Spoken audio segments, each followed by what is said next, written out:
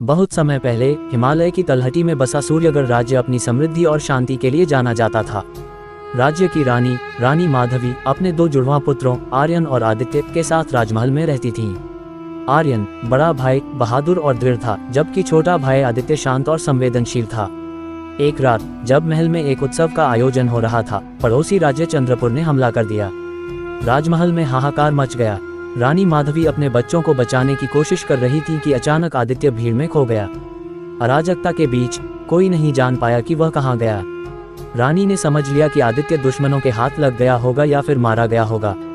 उस रात के बाद रानी ने इस हादसे का जिक्र किसी से नहीं किया, यहाँ तक कि आर्यन से भी। आदित्य के खोने का दुख उन्होंने अपने दिल में छुपा लिया और राज्य के संरक्षण पर ध्यान केंद्रित किया।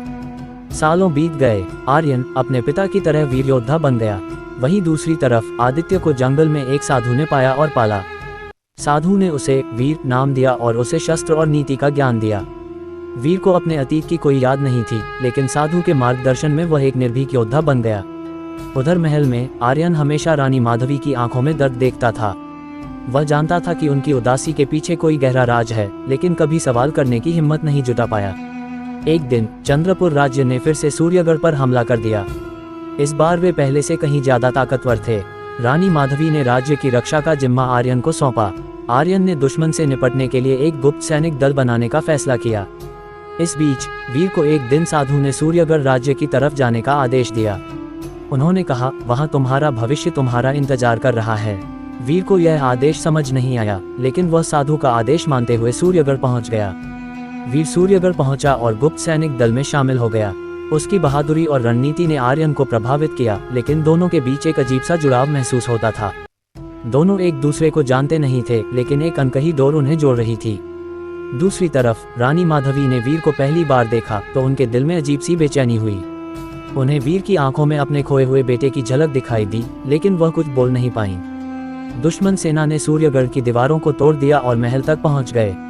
आर्यन और वीर ने कंधे से कंधा मिलाकर दुश्मनों का सामना किया। युद्ध के दौरान वीर का चेहरा घायल हो गया और उसकी पहचान का एक पुराना निशान सामने आया। रानी माधवी ने जब यह निशान देखा तो उनकी आंखों से आंसू बहने लगे। उन्होंने चिल्लाकर कहा, यह मेरा बेटा है आदित्य। आर्यन और वीर दोनों स्तब्ध रह गए। वीर को धीरे धीरे अपने बचपन की धुंधली यादें लौटने लगीं। उसे समझ आया कि वह उसी महल का राजकुमार था। युद्ध समाप्त हुआ। वीर और आर्यन ने मिलकर दुश्मन को हराया। रानी माधवी ने अपने दोनों बेटों को गले लगाया। उन्होंने कहा, तुम दोनों ही मेरी ताकत हो। अब जब सच सामने आ चुका था, वीर ने राज्य की सेवा में अपना जीवन समर्पित कर दिया। आर्यन और वीर ने मिलकर सूर्यगढ़ को चंद्रपुर से बचाया और उसे एक अजेय राज्य बना दिया।